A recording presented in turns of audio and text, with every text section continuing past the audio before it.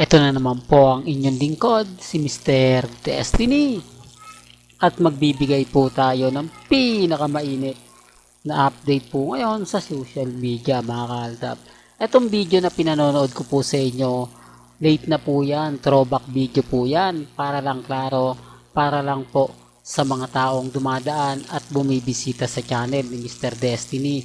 Sa YouTube nyo lang to mapapanood itong mga ganitong throwback video na masarap naman pong balik-balikan, masarap naman pong panoorin sa YouTube, di po ba? Kaya itong video na to, isa lang po itong pagpapatunay na kumbaga nakakatuwa, na talagang mapapaisip po kayo. Kaya nga po ako kampante, di po ba, na kapag sinasabihan nila, nako Mr. Destiny, kakasuhan ka ng pamilya Mendoza kasi sinasabi mong may anak silang dalawa ni Richard Polkerson. Gayong ang asawa niya ay si Congressman Arjo. Dito sa video na to, kita nyo naman po na may bata, may boses ng bata. Hindi naman po siguro si Mati yan. Kasi malaki na po si Mati. Hindi nyo naman po pwedeng si Ira yan. Hindi po ba? Noong mga panahon po, hindi pa po isinisilang si Ira. Hindi, para lang klaro, para lang po sa kaalaman ng lahat, lalo na po sa mga dumadaan at bumibisita. Malaking palaisipan po ito. Dahil kung sabihin nila na si Ira yan o si Mati, bubuhati ni Menga yan tapos iaabot eh. Dito hindi talaga pinadaan sa camera. At wala po siyang binanggit na pangalan. Wala siyang sinabi kung sino nga po ba yung batang nangungulit po kay Maine Mendoza. Diba? Hindi, para lang klaro. Alam ko marami pong magre-react, maraming magkokomento sa mga sinasabi ko, sa mga pahayag ko. Pero, kumbaga, okay lang. Kasi nga po, nabanggit po kasi dito na tinawag po si Mengay ng nanay. Di po ba? Nanay Mengay ni Jose Manalo. Kaya, klarong-klaro naman po. At kita nyo naman po yung kasuotan ni Mengay, no? Talagang umaayon po sa isang ina. Di po ba? Pansin nyo? Hindi, para lang klaro, ha? Alam ko maraming nag-aabang na naman po para i-bash ako. Marami na naman pong tao ang laging nagtatanong patungkol nga po kay Mr. Destiny. O, ngayon, gaya nga po na sinasabi natin, si Catherine nagte-trending. Si Catherine nagba-viral. Pero hindi niya kasama si Alden. Hindi niya kasama si Richard Polkerson. Hindi po katulad ng mga iba po yung mga sinasabi na mga magkasama nga po raw yung dalawa. Iisa na naman daw po yung mga pinupuntahan.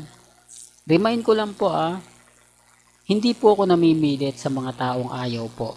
Hindi po ako namimilit sa mga taong kumbaga nagsasabi ng ganito, nagsasabi ng ganyan. Kasi alam naman po natin ang buong istorya. Alam naman po natin ang buong kwento. Alam naman po natin na may mga bagay-bagay po na dito nyo lang po talaga sa channel ni Mr. Destiny mapapanood at makikita. Lalong-lalo na nga po kapag throwback ang pinag-uusapan. Kaya nga sabi ko sa inyo, relax lang, di po ba? Kampante lang. Malay nyo, di po ba? Bukas sa makalawa, iba na po yung pinag-uusapan. Iba na po yung mga napapanood natin at nakikita.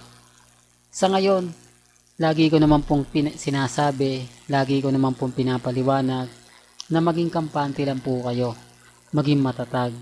Lalo na po yung mga nagsasabi, hindi, fake news ka, Mr. Destiny. Lahat ng mga sinasabi mo, hindi totoo. Wala naman pong problema yun eh. Ang sa akin lang naman po, update lang. Ang sa akin lang naman po, kung ano yung trending, kung ano yung latest, sabay dun lang naman po. Di po ba? Tapos sasabihin nila na hindi, paasa ka talaga Mr. Destiny. Lahat ng mga sinasabi mo, hindi totoo.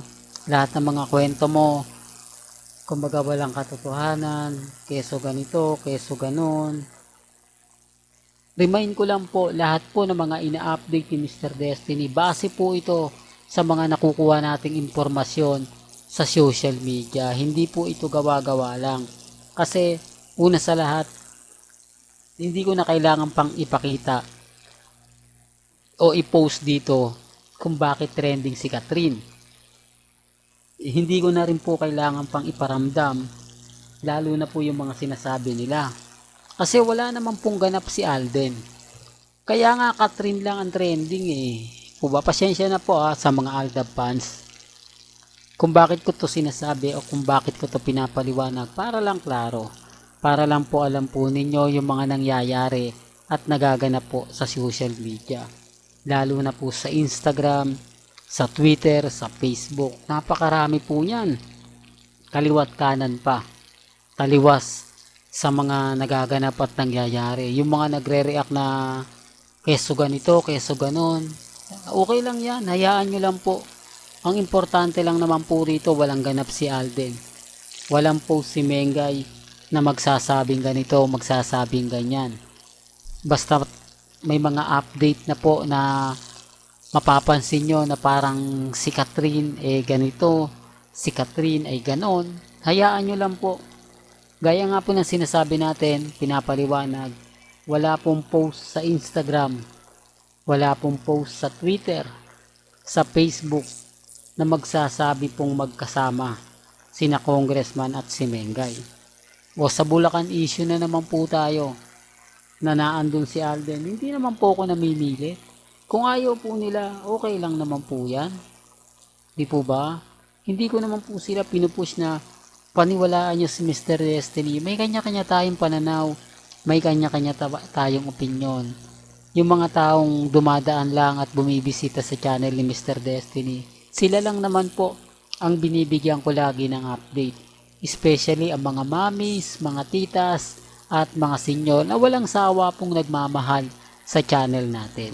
Well, hanggang dito na lang po ang ating latest updates. Kaya kung gusto nyo pa po ng pinaka-latest at sariwang update, abay tumutok lang po kayo dito po sa channel ni Mr. Destiny para updated po kayo sa mga latest at sa mga bagong video po na ilalabas po natin maya-maya lang. Kaya kung bago ka lang sa channel na to at isa kang true-blooded Aldab Nation na nagmamahal kina Mengay at Isoy, tama po ang channel na pinuntahan mo, kaya consider na po kitang bagong subscriber. At huwag mong kalimutang i-share ang mga video po natin sa mga mami, sa mga titas, at sa mga senyor.